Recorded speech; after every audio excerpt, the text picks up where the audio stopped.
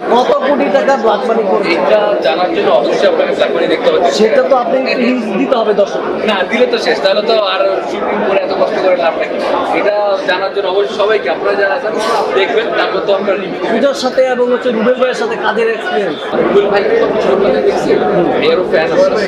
তো ভাইয়ার সাথে ভাইয়া যে এত ফ্রি, ভাইয়া যে এত জলিমেটেড, এটা আসলে ভাইয়ের সাথে না মিশতে বুঝতাম না। আর পূজা, আমরা তো পূজাকে নায়িকা হিসেবে দেখছি, বাট ও অ্যাজ এ পার্সন খুবই মানে সাপোর্ট, আমার বেলা বলি সাপোর্ট করছে কাজের ক্ষেত্রে, অ্যাক্টিং করার ক্ষেত্রে। আমরা তো চিন্তা করবো, আমি তো নার্ভাস থাকি যে ভাই নায়িকা মানুষ, আমি তো নার্ভাস থাকি, তাই না? কতটুকু নার্ভাস ফিল করছেন তার সাথে কাজ করে?